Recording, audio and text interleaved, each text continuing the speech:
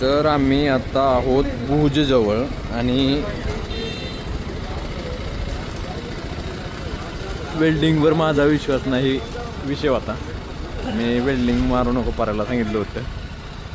नटा बॉल्टावर जेवढं शिकवत तेवढं करायचं ठरलं होतं आणि तसंच केलं होतं. पण एक ठिकाणी आम्हाला वेल्डिंग मारावं लागली आणि सपोर्ट द्यावा लागला आणि बरोबर स्कॅम झाला. जेव्हा बुजल्यात आणि रस्त्याने आमच्या गाडीचे आशूच्या गाडीचे सपोर्ट जो केला होता तो तुटला आणि पूर्ण पेट्या हलायला लागल्या. गाडी अनबॅलन्स व्हायला लागली. त्यामुळं असं ठरलं की वेल्डिंग मारू, पण वेल्डिंगसोबत काहीतरी सपोर्ट पण करू.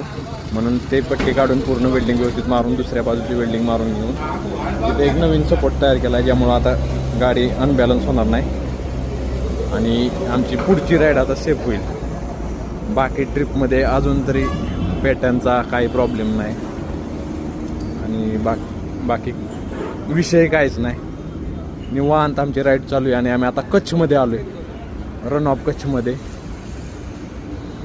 आणि हे काकुमा म्हणून गाव आहे, तिथं आम्ही वेल्डिंग मारून घेतली.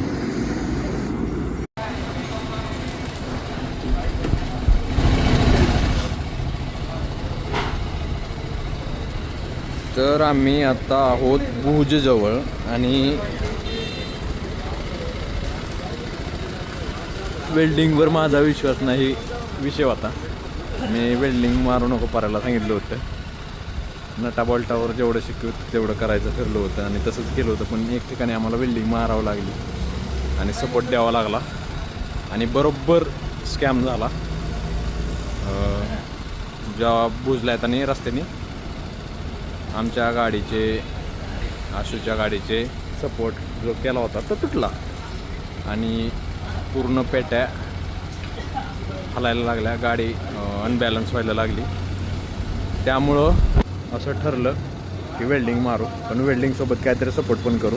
म्हणून ते पट्टी काढून पूर्ण वेल्डिंग व्यवस्थित मारून दुसऱ्या बाजूची वेल्डिंग मारून घेऊन तिथे एक नवीन सपोर्ट तयार केला आहे, ज्यामुळं आता गाडी अनबॅलन्स होणार नाही आणि आमची पुढची राईड आता सेफ होईल. बाकी ट्रिपमध्ये अजून तरी पेट्यांचा काही प्रॉब्लेम नाही आणि बाकी विषय काहीच नाही. निवांत आमची राईड चालू आहे आणि आम्ही आता कच्छमध्ये आलो आहे, रन ऑफ कच्छमध्ये. आणि हे काकुमा